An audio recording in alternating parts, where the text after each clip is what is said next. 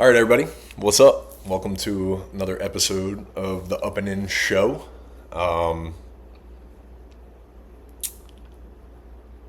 If you're new here, thank you. My name is Anthony Ranaudo, former MLB pitcher, entrepreneur, storyteller. And this show has been my way to document my journey the last 4 or 5 years. Like I said, I played professional baseball for 9 years. Red Sox, Rangers, White Sox, went to LSU, played there, won a national championship. And this has been my way since I've been done with ball to document my business life, my entrepreneur life, and just really my network. But today does kind of mark a new chapter, and although it'll still be the Up and In Show, it's going to be Up and In Daily. And I really just want to document some of the changes that are going on in life, and life has changed a lot recently. Not all of it great, and not all of it, by choice, but I think definitely as a result of a lot of my actions and some of the things I've done over the last couple of years. So, the last few weeks have definitely been a reflection point and an honesty, session with myself a little bit. But I have stepped away from the shop. I am building new businesses, and strategically on the side, nothing crazy or super intense right now, but I am working a little bit on baseball, and I don't really know where that's going to go. So we'll just leave it there. And really, this Up and In Show Daily, Up and In Daily, is going to be my way to document it. So I'm going to kind of share with you guys thoughts, decisions, and experiences, all in real time. And really, it's a way for me to document things, not just for me, but for my kids, my grandkids, maybe future great grandkids. I don't know, but I think it would be pretty cool to be able to look back at my great grandfather and figure out what he was doing to survive or make a name for himself right at the time. And again, I think it's just really cool history, and some of the people and the things that I've come across in my life are really cool. So I've been fortunate enough to be a part of those, and I want to document them, and I want to continue to do that. So here's the new vibe, basically. It's going to be every day I'm showing up. Quick daily episodes, mixing real-time learning, growth, sports, business, collectibles, pop culture, all the things that make up my world right now. And yes, I am reading off of my phone right now. I have a little script because I do want to keep this condensed, this concise, right? This one's going to be, 5, 10 minutes, 15 minutes. Each day could be anywhere from 30, 45, an hour, depending on the content. But each episode will kick off with something I'm reading, learning, or reflecting on, whether it's a book, a quote, a principle, something that's helping me level up right now. Then we'll run through the biggest headlines in sports, business, and pop culture. Some of the things that are just catching my eye that I've been noticing that I'm sure you guys have noticed too, right? And I'll be doing this show live, so that'll be an opportunity for people to chime in and talk and banter real time with me on the daily. So I think that'll be pretty cool. Some days I'll be bringing guests on for 15, 20 minutes checking in. Other days it'll just be me and you chopping it up and doing our thing, and just being real and raw and just kind of sharing our experiences and my experiences. And then later on, I'm going to introduce a new segment called Calculated Risk. If you guys know me a little bit, I love nerding out about this term, where we'll break down fantasy moves, bets, collectibles, market news, and more. But today it's just about getting this thing kicked off, getting it rolling, announcing it, and really just committing to you guys, I shouldn't say you guys, because I don't think anybody's going to listen to this episode or watch it, but really just committing to myself and doing this for myself. And I know that sounds selfish, but in order to be selfless, I think I have to be a little bit more selfish. And so this way, I'm going to produce content for myself. I'm documenting what I'm learning in real time, what I'm experiencing in real time, the people I'm connecting with and networking with in real time, and documenting my whole journey. And hopefully I'm building something fun and cool, and some of the things that I'm doing on the side through cards and culture and even outside of cards and culture are really interesting, and some of the things that are really developing are a lot of fun for me. So with that said, I guess today, kicking it off, we can go right into what I'm learning, I guess, and mindset stuff, right? So the first one that I want to talk about is a book that I got right here. I was reading it a little earlier, the 15 Commitments of Conscious Leadership, a New Paradigm of Sustainable Success by Jim Dethmer, Diana Chapman, and Kaylee Warner Klemp. My mom was calling me, so sorry guys, I had to pivot that. actually got this from one of my business mentors and somebody I worked with, Steve Meller.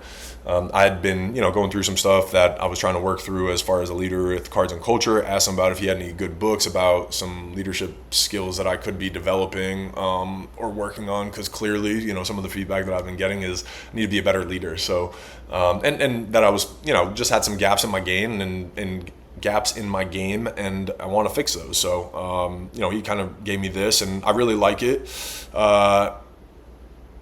In the section that I'm reading about, sorry, I have some notes here, the chronic toxic fear. So how fear drives people to live below the line as leaders. The book breaks down above the line as good conscious leadership and below the line as, bad, I don't want to say bad leadership, but just you're living below the line. You're unconscious. You're not really doing things with thought or intention or aware of what you're really doing, right? And so for this toxic fear and the commitment to being right, specifically in this chapter of what they were talking about, above the line is more open, curious, committed to learning, where below the line is closed, defensive, committed to being right. And so I just thought about that in my life, and as I've matured, and I don't even want to say matured, as I've gotten older and gained wisdom, I guess, or experience, right? I've learned that being right is not the answer. And that's what I think I used to try to prove all the time in my younger state, was showing that I was right. And that was driven through fear or insecurities, right? And that's what the book is talking about, is when you're driven by toxic fear and this scarcity mindset that nothing's ever enough, you always have to be working. If you're not doing something, somebody else is, and they're going to take it from you, right? The world is very, very abundant. So I think what I took from this is trusting that abundance mindset. And I want to read this one little line to you guys, because I thought it was really really interesting. The grip of toxic fear drives behaviors and beliefs below the line. Presence brings forth behavior and beliefs above the line. Below the line is a to me experience, whereas above the line is a by me experience. When we go below the line, the ego is fighting for survival, and we become firmly entrenched in the scarcity belief that there isn't enough, not enough love, time, money, energy, security, control, and approval. Above the line is opening to the big fun game of learning and growing, and we trust ourselves or source. People have many different words for source, like God, Allah, universe, presence, love, Jesus, Tao, to provide us with plenty of love, time, money, energy, security, control, and approval. And so I thought that was kind of cool, because I think when I was younger, and especially when I was playing baseball, right, I thought I had to make it to the major leagues at 22, and I had to be there. And now at 35, I'm like, holy shit, like I really just wish I would have taken my time. I'd still be playing, right? And it's been a really long time. So I think just, again, that abundance mindset, that there is enough to go around. And if you have that mindset without losing your competitive edge, right, I think that is that honey hole, that balance. And so for me, when I really understood, oh man, I'm having an argument with somebody, or I really want somebody to understand this, I really analyzed it to say, why do I want to be right? Why do I want to prove this to them? Versus, let me step back and let me see what I'm missing. Maybe I'm missing something. Maybe they are right. Maybe there is no right or wrong. And that's really what I strive to, is to be more curious and be more open. Even if I'm quote unquote wrong, what did I learn? Even if somebody else is wrong about something, what can I, and again, I don't want to say wrong, but is having a different perspective or seeing something differently, what could I take from that to better my experience or better my game overall, right? And how I live life and how I show up. So I thought that was really interesting. And so I think about that when I read this book, above the line and below the line, and each situation and scenario can kind of present that opportunity.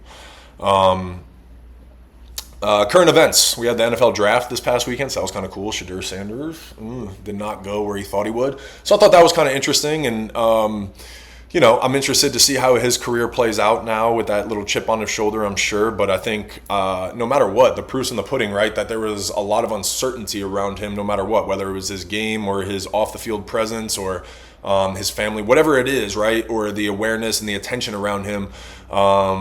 He went 5 rounds without getting drafted, or 4 rounds without getting drafted. And that's really the only fact of the matter, because we can sit here and speculate of why he didn't or what the scenario was. But at the end of the day, is the man didn't get picked for 4 rounds when he was a first round talent by most standards, right? First or second round. So I think that just shows you how perception is reality, right? No matter what it is.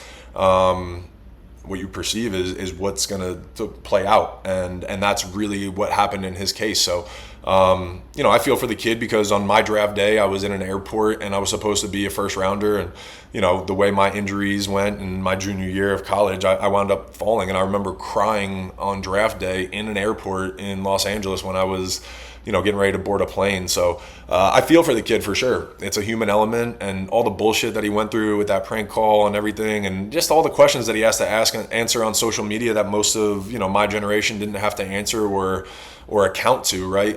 It's really interesting. So I send a lot of love to the kid. I think I hope he finds his way, and I'm sure he will, because he's done it everywhere he's went. That's what he keeps continuing to say. So I hope he believes in that, and I hope it works out well for him. So really interesting. And then college baseball heating up.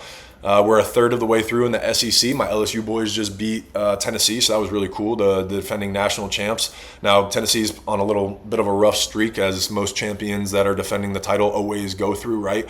But Tennessee is a really, really, really good team. And so for LSU to take 2 out of 3 at home and the way they did it, coming back on Friday night, Jared Jones hitting a walk-off homer was awesome. So that was super fun for me as a LSU Tiger fan, but I've really been following the SEC. I've been making a lot of bets in college baseball so far this year. So really cool win for the Tigers, and again for college baseball. I love when LSU's on top. I love when Tennessee, it's good battles. So a lot of good teams in college baseball this year, and I'm excited to see how it finishes up down the stretch. MLB season's about a month into, right? We're, I think, actually exactly a month in today. And so, yeah, it's not been great for me betting wise, numbers and stats. I had much better stats last year. I'm betting at around a 51% clip so far. Don't love that. Usually last year I was at 55 to 58 and was pretty profitable. So this month we're down a few units. I still have 2 more days, right? Or something like that. So we'll see how it goes. I'm not chasing anything. And honestly, I have not been placing too many bets the last few weeks. 1, because of travel. 2, my life has just been upside down a little bit, and that's not been the priority. This content I hope gets me back in, because I truly enjoy breaking down the calculated risk of sports betting. And then really the game is just a metric to see what kind of research you did, how prepared you were, right? Similar to taking the field and pitching every 5th day for me was, I had 4 days to go prep and figure out how to become a better pitcher. And then the 5th day was kind of that judgment day, right? So that's kind of what it is for me with this calculated risk. Is I love calculating numbers, and I'd rather throw some money on a sports bet and bet on a player like Aaron Judge or Shohei Ohtani or Mookie Betts that have a pretty proven track record, rather than a slot machine and pressing a number and hoping to figure out that I hit something or didn't, right?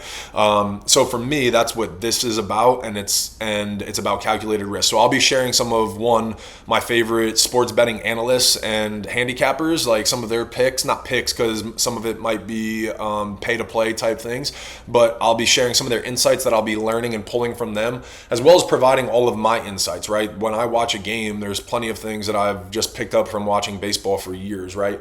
So that's the kind of stuff that I'll be sharing with you guys. Like for tonight, if I was going to put in a bet, Francisco Lindor is probably one of my top bets. The Mets batting average and the runs per game and the way they're playing would probably lean towards hits, runs plus RBIs. Now there's certain books that provide that, some don't. But if you can find Francisco Lindor for over 1.5 hits, runs, RBIs at minus 130 or 135 or less or better odds, that's where I would be jumping tonight. And here's why. Because Francisco Lindor over his last 7 games is, I got to look up the exact numbers, but this is the kind of stuff that I'll be providing exactly, right? So Francisco Lindor over his last 7 days, I had it right here. He's batting .458, 2 home runs, 5 RBIs.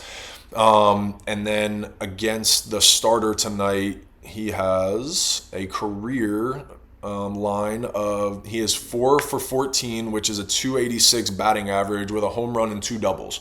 So I like total bases, right? Because out of his 4 hits, 3 of them have been extra base hits.